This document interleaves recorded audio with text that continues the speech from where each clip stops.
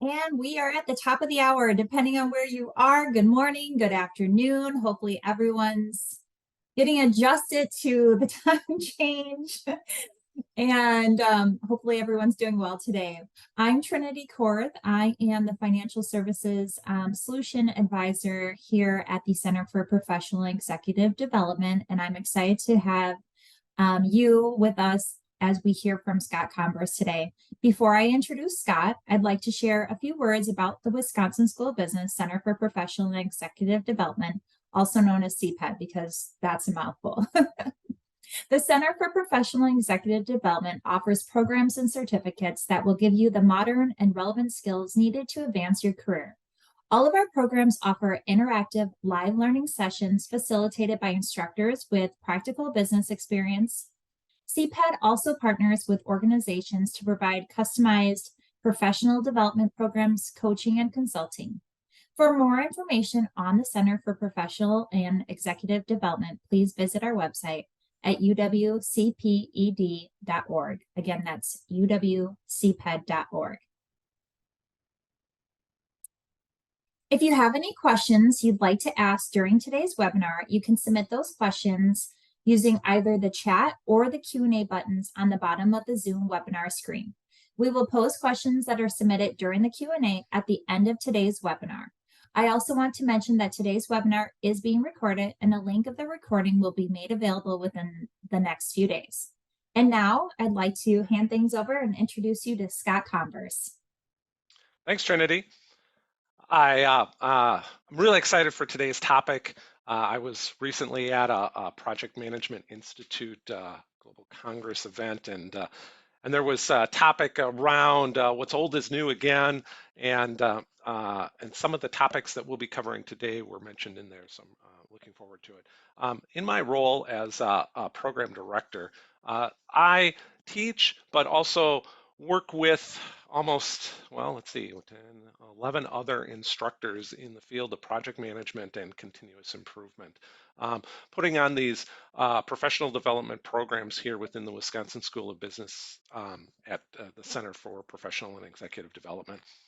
One of the things that I love about my job is that not only do I get a chance to teach, but we're also required to be active project participants. So every year I get a chance to work with either participants from the classes or in a project mentoring and advising role, or sometimes as a project participant and occasionally as a project team leader on between 50 and 100 projects. I'm not leading 100 projects, but I get a chance to see a whole bunch of active projects every year. And I like that because it helps to stress test some of the tools that we'll be taking a look at. Sometimes concepts work well in theory, but then in practice, they fizzle out. And I'm excited because I've used and seen this tool, this set of tools with success in some of the projects that I mentioned before. Well, you know a little bit about me. As an instructor working within CPED, this is going to be my daughter was born when I started. So it's going to be my 27th year right now. You know a little bit about what I do. I'm curious what everybody out there is in terms of project-driven work activities. So Brooke, if you could, there it is. If you could shoot out our first poll question, what industry best represents you? I know today we'll be talking about financial services, but to be honest with you, the tools and the techniques that we'll be covering can be applied across financial services, but other industries as well. Go ahead and state what industry. I'll do the same.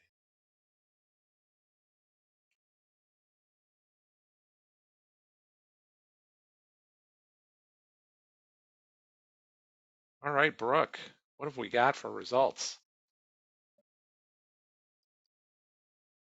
So not surprising. I kind of had a sneak peek at the attendance list before the program began, but making our biggest dents are government, life sciences and healthcare, and financial services. Cool. So now let's take a look at what you do with project-driven and when it comes to project-driven work. Go ahead, Brooke, with our next question.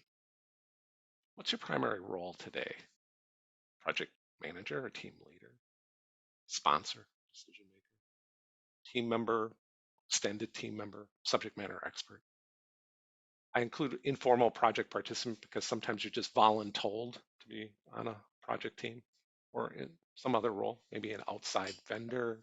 Um, yeah, and lots of project managers and project team leaders, but I'm really excited to see that we have a lot of sponsors and decision makers in the room as well. I think the tools that we cover today are going to help with both groups. So let's begin. Let's take a look at ways to measure the health of your project. I'm going to go down now to the next slide, and to do that, I got to get onto my drawing board. There we go. So I want to reflect back, go back in the time machine, and in particular, talk about what was going on in 1994. That was a long time ago for some of you. Some of you before you were in the field of project management, maybe a few of you before you were born. Um, I remember 1994 as being the first year that we won the Rose Bowl. Uh, Man, I still remember that January day. T-shirt that reflects it. I put in here, this was the year that Forrest Gump came out, but not because I'm a huge fan of the movie, although you would think I was, because that was the year that I rented Forrest Gump the movie on VHS in my local video rental company. Yeah, that was before Netflix was around, before streaming services were around. And I ended up owing $127 because of late fees associated with it. And it has stuck with me as a pain point ever since. But here's what I really wanted to bring up. In 1994, this was the year when the Boston Consulting Group began a big meta study on large scale project implementation, trying to figure out what are some of the variables that lead to project success or failure. Their initial study had 225 organizations. These are private sector, public sector, across different industries and service fields. So pretty broad study. But one of the things that I really appreciated from the study is that the original paper was published after all the work was completed in '94, but then there were follow-ups. And between '94 and 2003, when the Harvard Business Review write-up of the study was released, we had Y2K activities going on. And so I don't care what organization you were a part of, you were experiencing large-scale project implementations. It was a great testing ground to better understand some of the variables associated with project success or failure. Um, what I love about the study, and I'm just going to clear my screen here for a moment. What I loved about the study too is that since that time, there have been a number of other organizations, some of them ourselves within the Wisconsin School of Business. We've done some follow-up research on some of these variables that are associated with project success and can and have reinforced the results. But other organizations as well, other higher ed universities, a number of PMI studies as well have reinforced some of the findings from this original work. So what is old is still new again. Um, let's uh, let's take a look at what the study showed and what were those big four variables.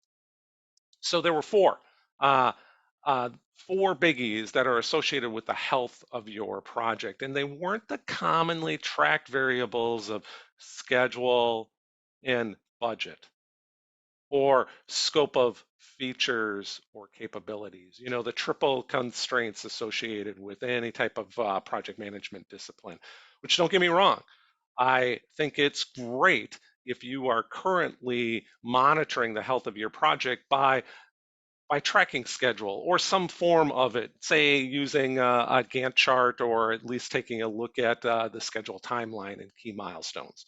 And if you're tracking the project in terms of budget and the spend or spend rate. I think that's great too. And heck, it'd be great if you are doing both of them, combining both schedule and budget, some form of earned value analysis or earned value management.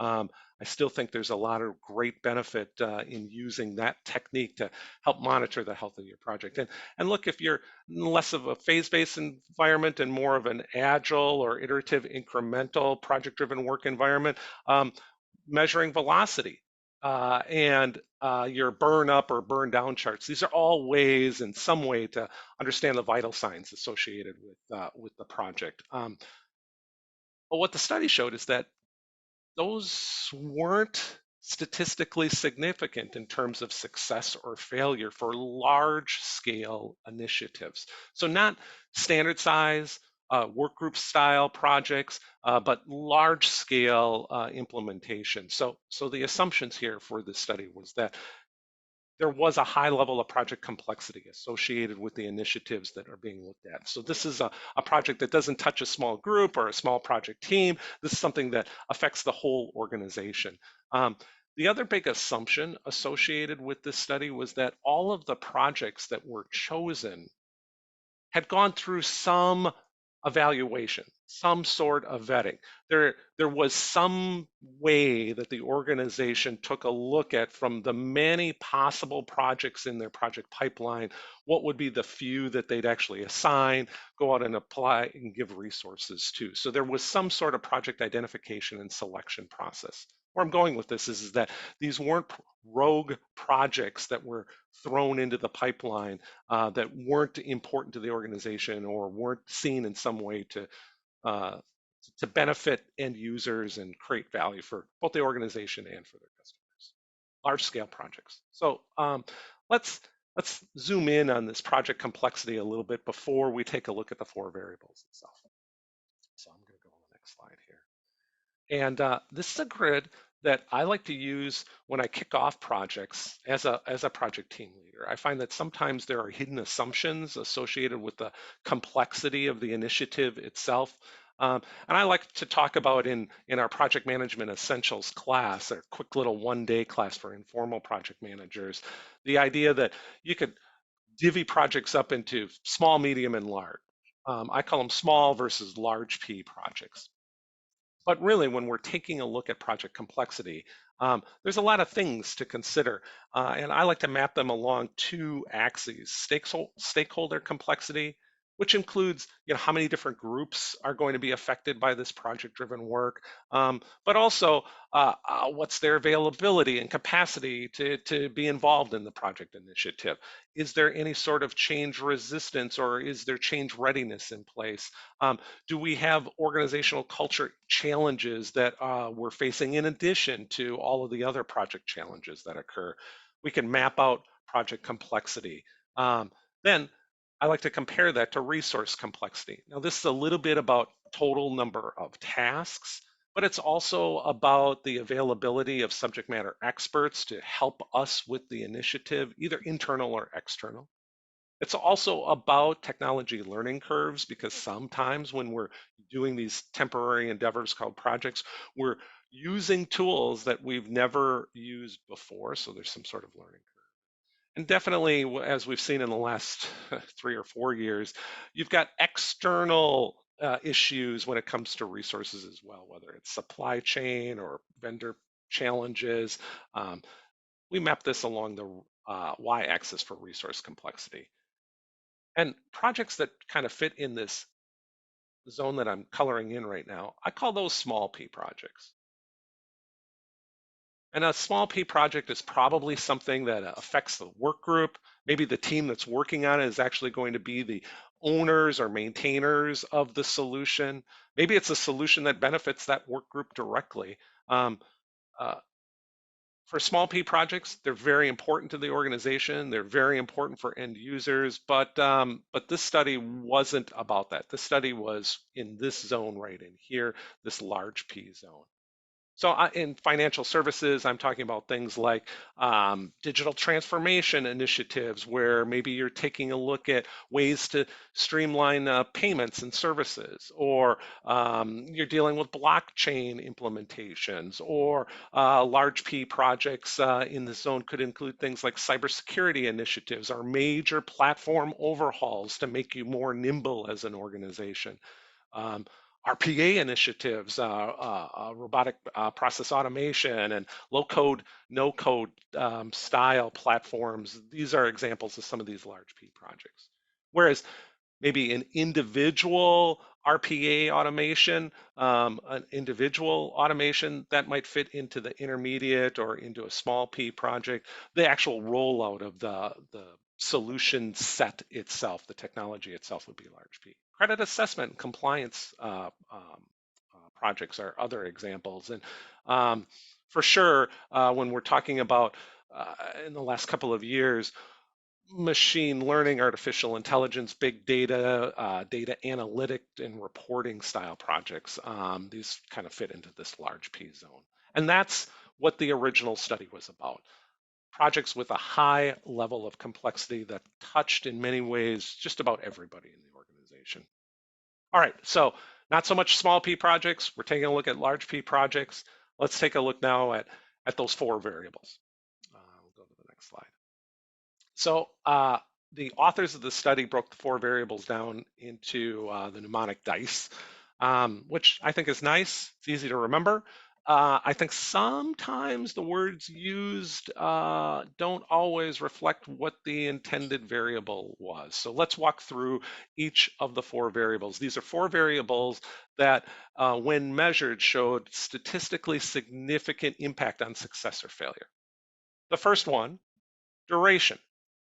Now, it's not duration between status meetings. It's duration of the entire engagement, the entire project lifecycle, and the duration between tollgate reviews. So let me be clear about what I define as being a tollgate review, or what the study defines as being a tollgate review. A tollgate review, not a status meeting. It is a go, no-go meeting.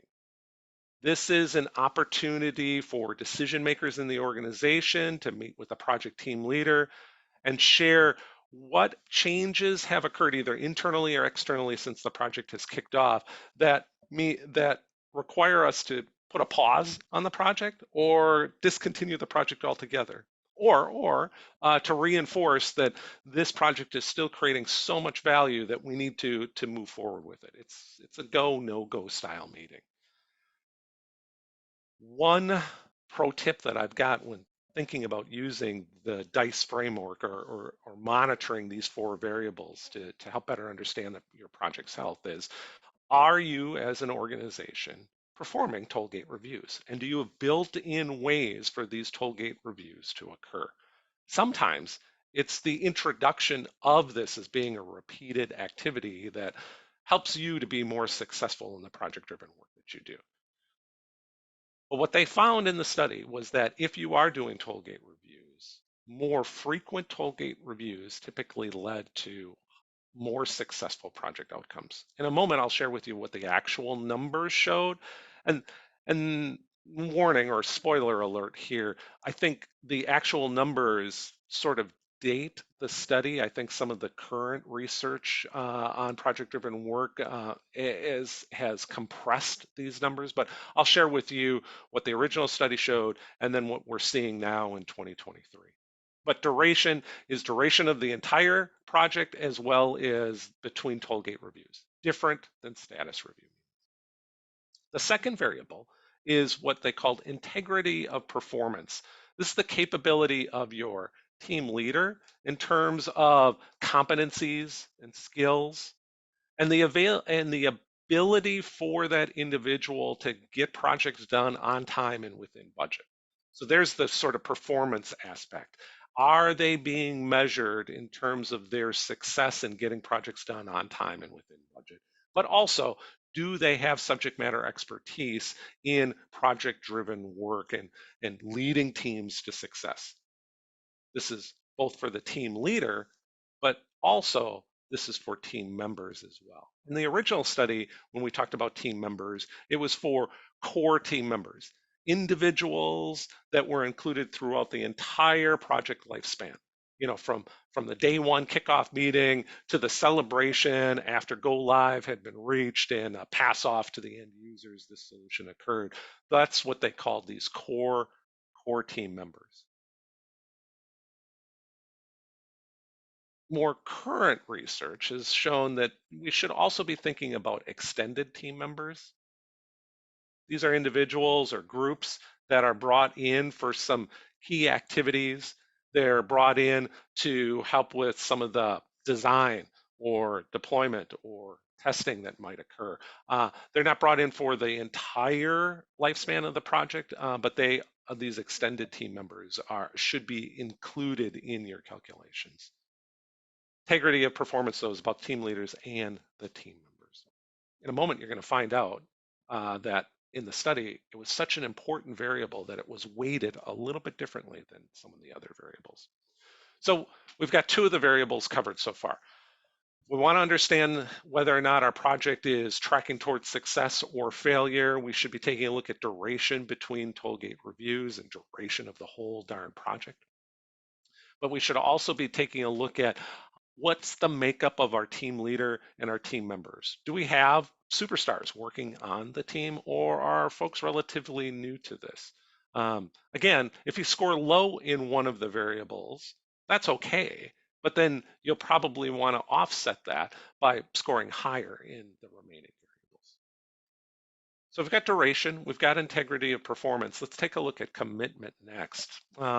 And again, the age of the study started in 1994. They talked just about commitment for two key groups. Um, some of the current research includes change in culture. So not just excitement about the kickoff, but also how do you manage the change resistance? And do you have structures within the organization that reinforce positive change? But commitment was broken down into decision makers. So these could be senior management or sponsors, those that own the funding and often dictate or are associated with some of these tollgate reviews, as well as end users. These are not necessarily the team members. These are the folks that are going to harvest the benefits of the solution after the solution has been rolled out. Now, they could be internal end users, or they could be external customers or external end users. So it was senior management plus end users. Oops, I'm sorry, I'm talking and writing at the same time. I was supposed to write end users. And so the score for commitment was broken down into two pieces, senior managers or decision makers and end users. And again, we're going to find that there was a little bit of weighting here. One of the two groups, decision makers, senior managers, was weighted a little bit more heavily than the other. And we'll take a look at that in our next slide. So we've got duration between tollgate reviews, duration of the entire project. We've got the skills and competencies of your team leader and team members.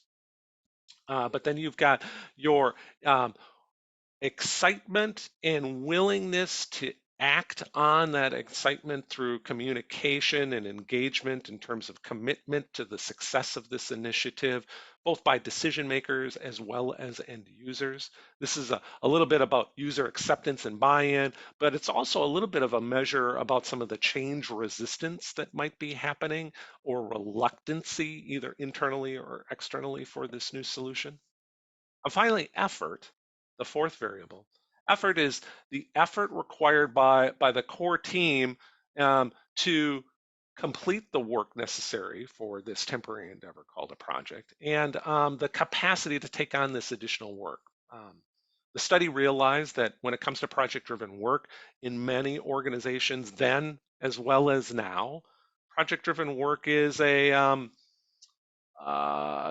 additional set of activities. You have day job responsibilities, and then you are asked to provide some additional time, commitment, or effort associated with the initiative. And your ability or capacity to take on that extra workload played an important role in the success or failure of the project. Um, we'll explore effort associated by the core team in just a moment.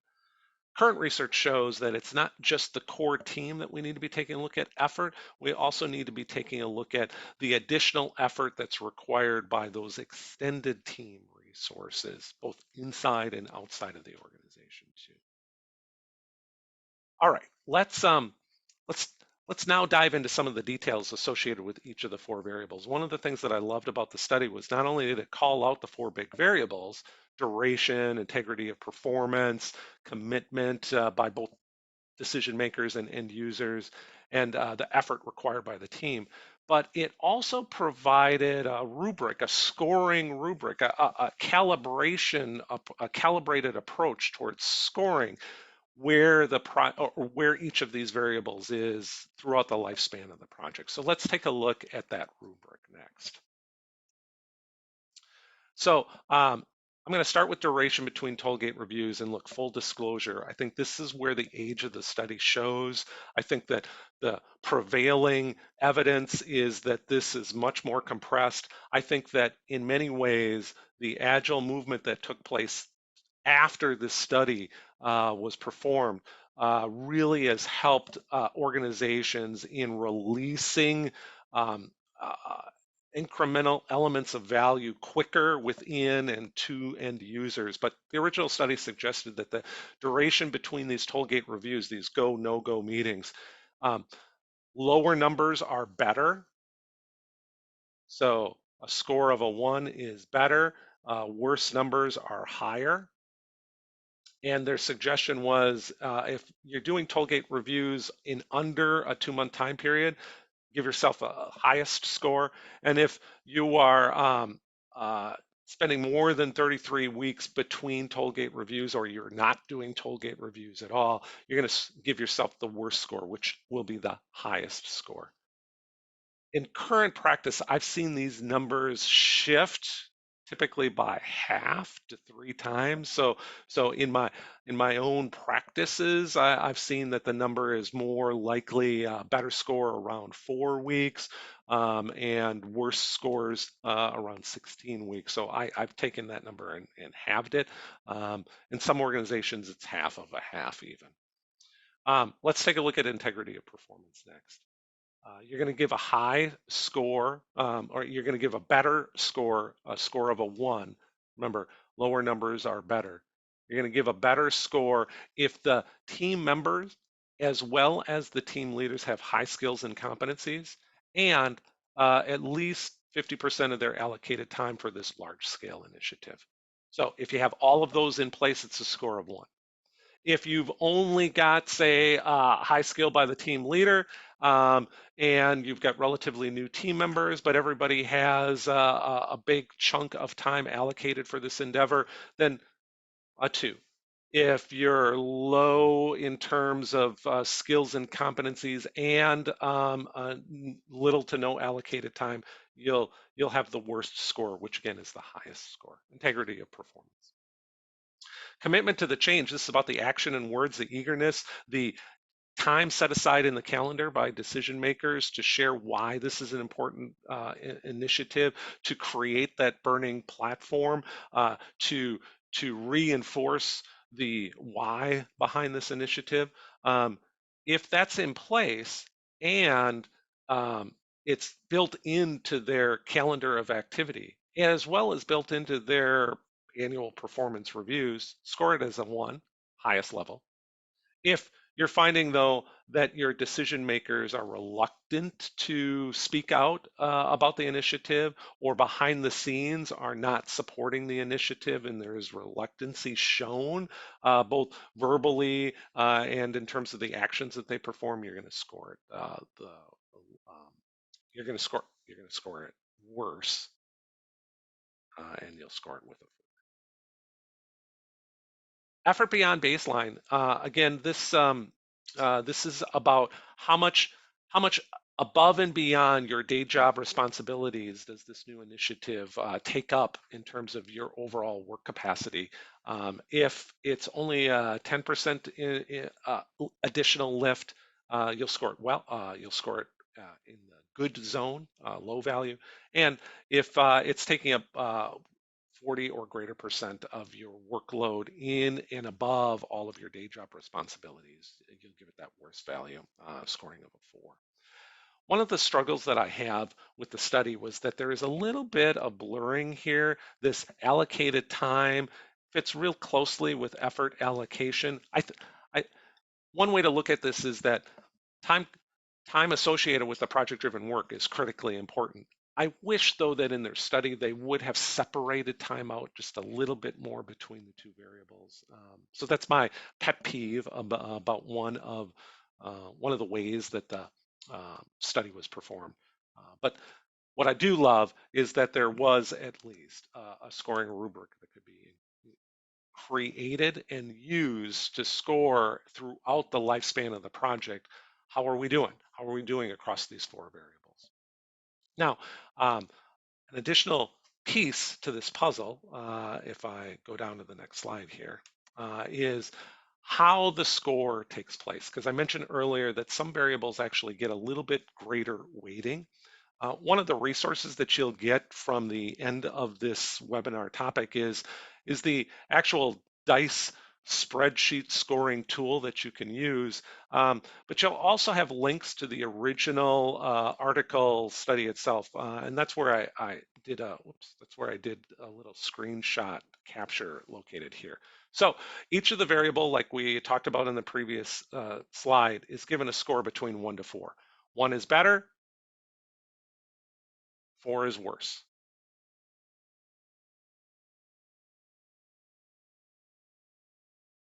The commitment score, the C in DICE, is broken down into commitment by decision makers, we'll call it C1, and commitment by your end users. We'll call that C2. So I'll zoom in just so you can see this a little bit better.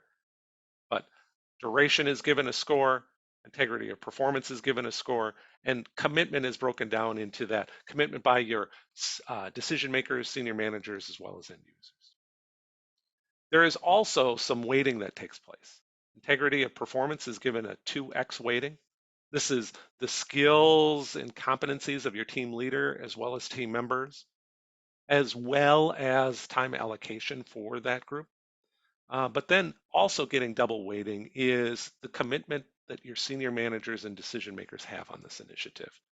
For large scale initiatives, senior management support is a big deal. And the remaining variables then are added all together, and you'll get a score. That score will range from 7, which would be the best value, to, if I did the math right, to 28 for the worst value. And what the original study of over 200 organizations showed is that a few projects are in the happy zone here. We call it the win zone. And projects that score very high, they're in the frown zone here. What the authors of the study called it was there is a win zone, there is a worry zone, this intermediate, and then the woe zone or the frown zone, scores of 18 or higher. Remember again, higher scores worse, lower scores better. Let's take a look at DICE in practice. So in the field, here's what I found. I think it's important that as an organization rolling out large scale initiatives, that you have some vital signs that you're using and identifying and tracking to. And we've talked about how schedule, budget, earned value management, or velocity, those are all good. But I think these discussions that you have around the 4 variables associated with duration, integrity of performance, commitment, and effort, those discussions on what you give for a score are more important than the actual score itself. So having conversations in a decision-making environment are maybe more important than what your initial score is. There are many projects that can start with a very high DICE score. Remember, high is poor or bad. can start with a really high dice score, but if you're monitoring and trending and working towards improving each of those four variables, you can end up with overall project success. So it's not necessarily what you start with as a dice score, but it's the trending that happens over time. And ideally, the trending that happens in a positive direction, that's what you'd like to see. Scores that get better and better and better. But also trending in a negative direction is okay. Sometimes it's important then if trending in a negative direction occurs that you rely on those toll gate reviews in this duration between toll gate reviews and using the results of DICE to make those tough but important calls in which you say, we originally thought this was a super important initiative. We thought we had all of the resources and we had the subject matter expertise and we had bandwidth to work on this, and there was a lot of excitement about the initial initiative, a strong amount of commitment, uh, but we were a little wrong. We were not quite as accurate as we thought. And if the trending is going in a negative direction, it's important to use that data to make decisions about maybe we need to pause this or stop this project altogether. Because if we don't, there is a chance that this project becomes then the project that is the clog in your active project pipeline. And a lot of us have seen this before, where we have these big elephant of an initiative that's moving through our project pipeline and it starts to erode. It becomes a bigger and bigger sore spot in the active project pipeline and it clogs the active project pipeline. So trending positively, great.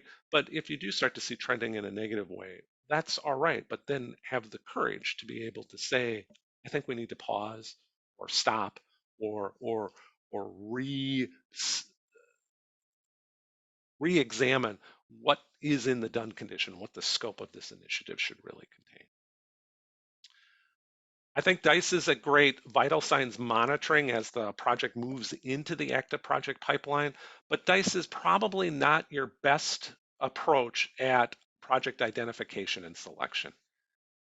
In our project portfolio management class, we spend a lot of time on project identification and selection. And what we found is that typically organizations are best identify their best projects to enter that pipeline if the project in some way touches both internal and external end users, creating something of value, and that there is some sort of return on invested project work.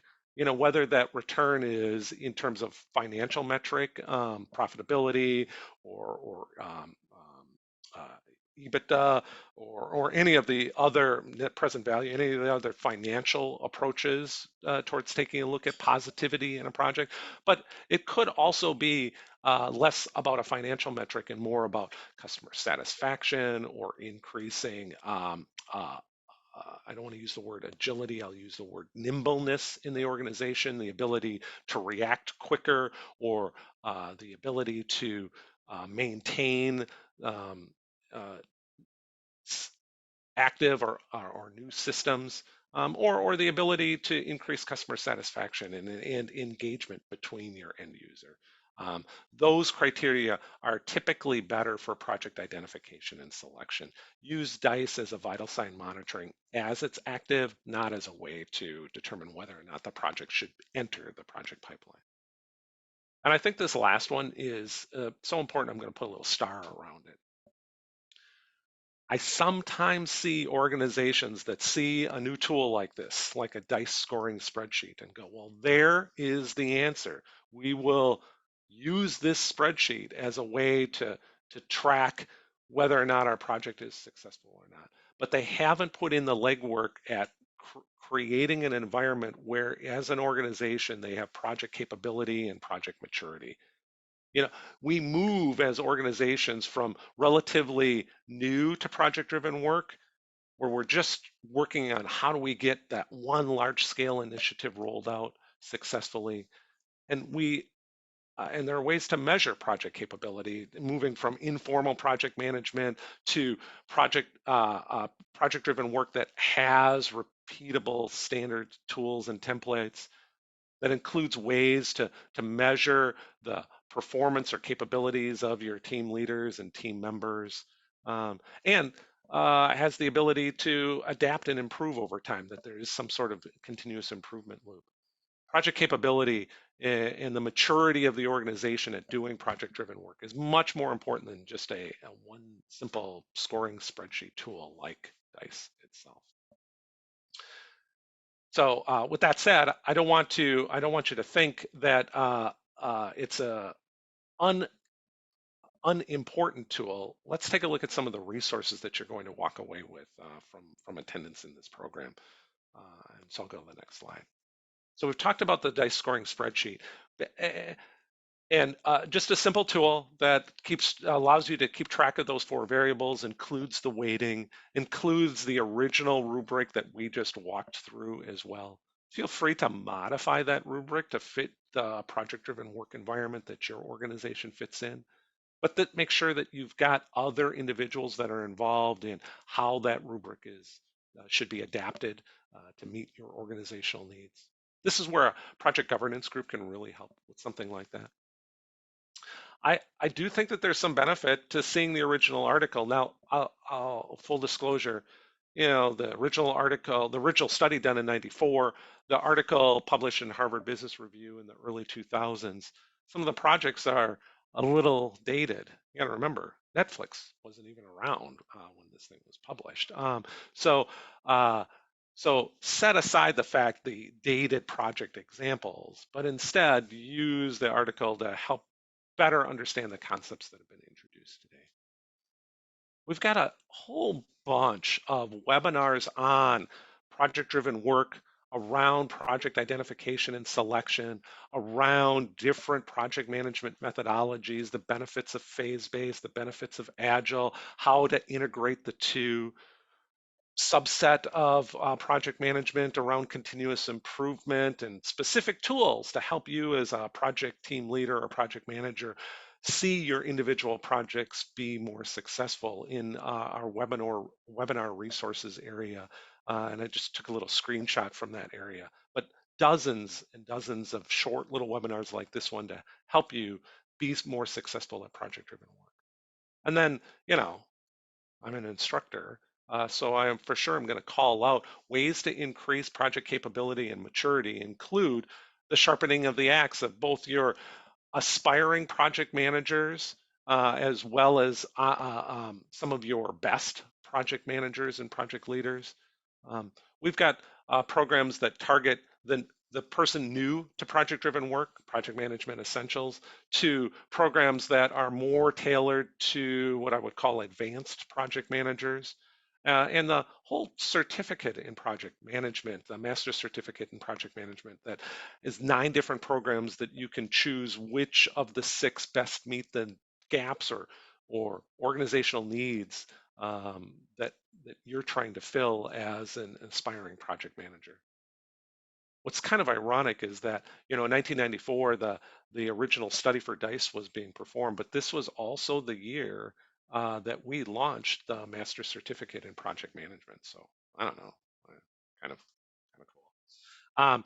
But don't forget too that programs are nice, tool templates are great, articles and resources can help as well, but there's nothing quite like being involved in an active project and learning with live project ammunition. And so some of the work that I'm seeing being asked of myself as well as other instructors that make up the Master Certificate in Project Management is around project coaching, mentoring, and consulting. Less about a program and more about prescribed check-in times where we're providing our advice and examples to help you as a project manager move this large-scale initiative from inception through successful results. And so, Trinity, I see you're back online with us. I know you were there the whole time, but I see your face right now. I think what I'll do is I'm going to shift gears right now from talking about DICE and related resources and throw it out to questions that folks might have. Take it away, Trinity, if you want to moderate that Q&A session. Yeah, thanks, Scott. Thank you so much. This was amazing. Just a reminder, please put your questions either in the Q&A or in the chat. I do see a couple in here, so I'll start with that while others are adding in their questions. One question is do you have a link to the original article?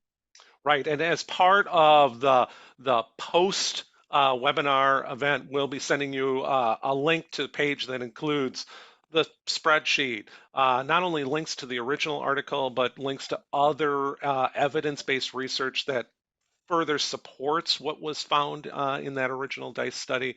So short answer is yes, you'll be getting it as a follow-up gift. Great, thanks, Scott. Another question is how can AI apps improve project management? Oh my gosh, what a great webinar topic to take a look at how AI has changed project-driven work or is changing project-driven work. I think there's a lot that AI can do, that machine learning and predictive analytics can do to help you as a project team leader. Um, and I'm always excited about different and better streamlined ways of making it easier for project team leaders and project team members to analyze data associated with the project. Um, and uh, I think that's going to be the short-term benefits of AI.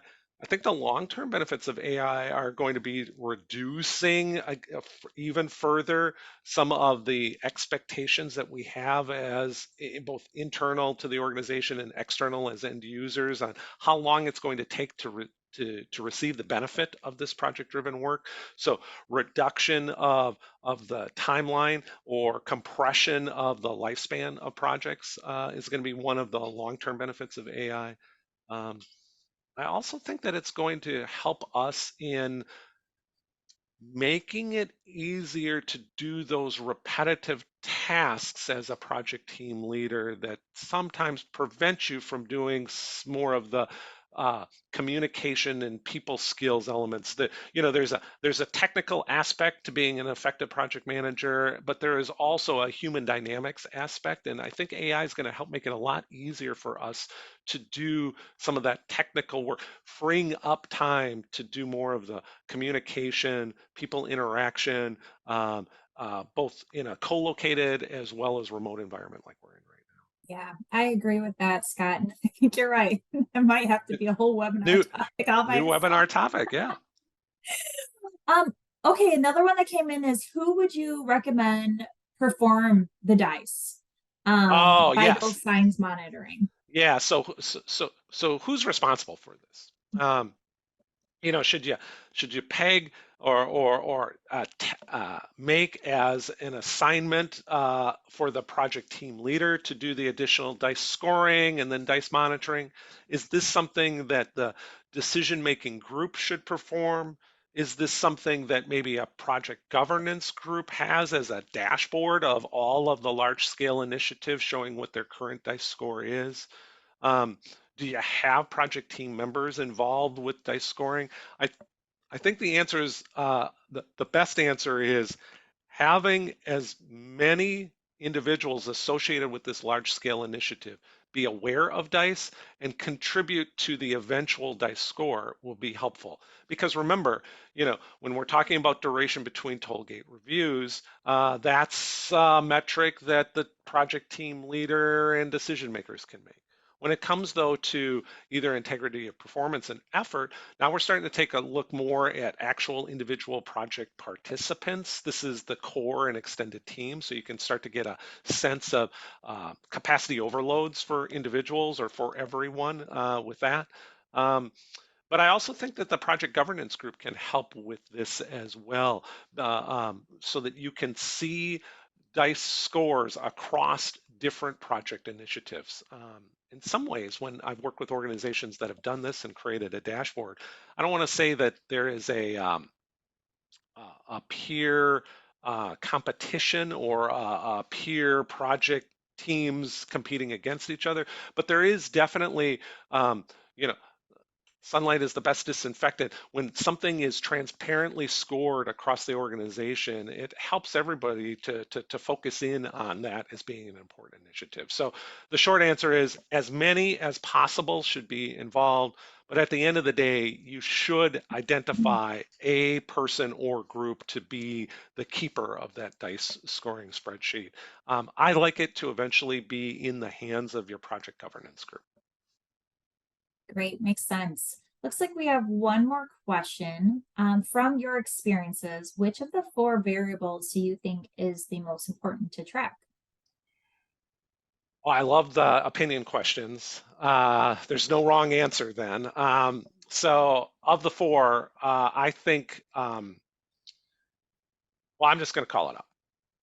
I think if you don't, for large scale initiatives, if you aren't effort allocating your project team leader and your core team members, setting aside dedicated time to work on these project driven work activities during the honeymoon phase of your project, they'll reprioritize other day job responsibilities, other project assignments, and the initial kickoff and early phases of the project, those first couple of sprints, that first retrospective, that the early initiation phase, everything will move smoothly. But if you aren't effort allocating time, eventually you've got to get back to your day job responsibilities. You've got to get back to some of the responsibilities you have outside of the workplace, whether that's family or professional development or other things.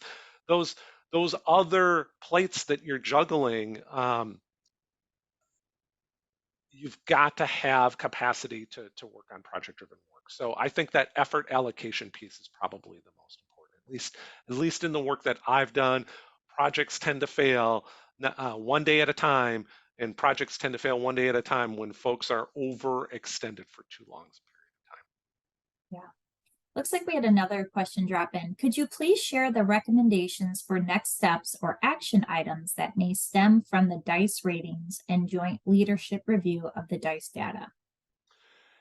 Yeah, so how I see DICE in action is typically we're going to use it in those tollgate reviews. So if you're not doing tollgate reviews, these go, pause, no go style meetings between decision makers and the project team leaders, you definitely want to incorporate that.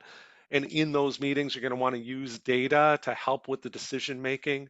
Um, Traditional monitoring tools like schedule and budget, ability to get a specific task or velocity of the project, those are all great.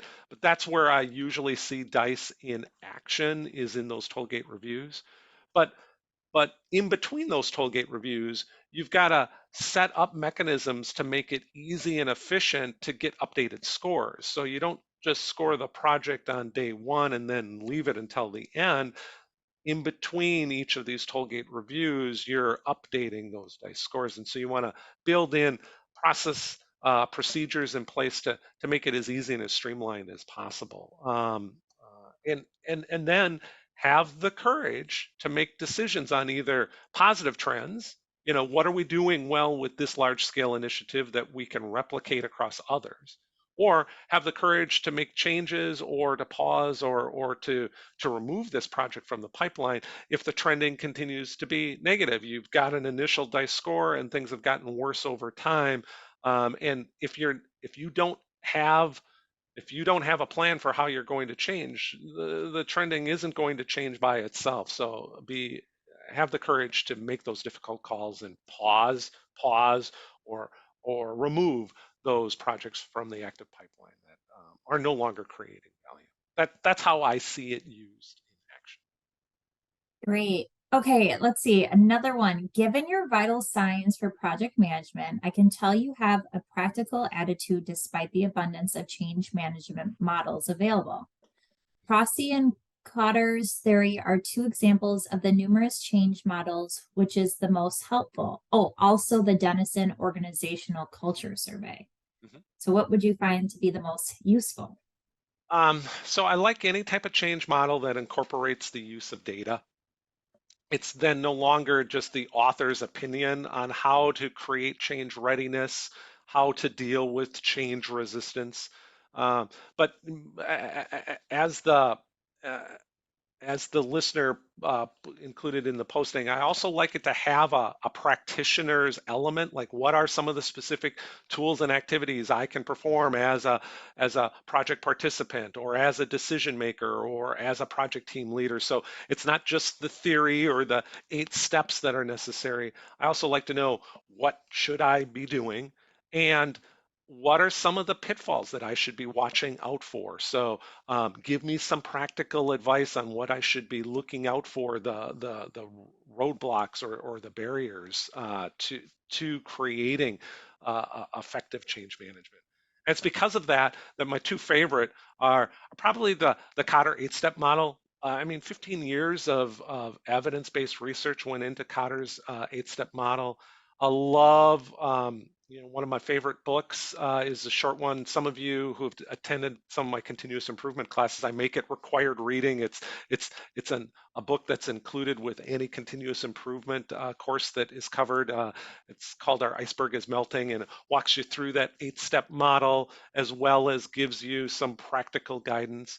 Uh, but I think that ADKAR and ProSci are also extensions of that original Cotter 8-step model, and definitely give you as a practitioner a whole toolkit of ways to create change readiness and higher levels of user acceptance and buy-in.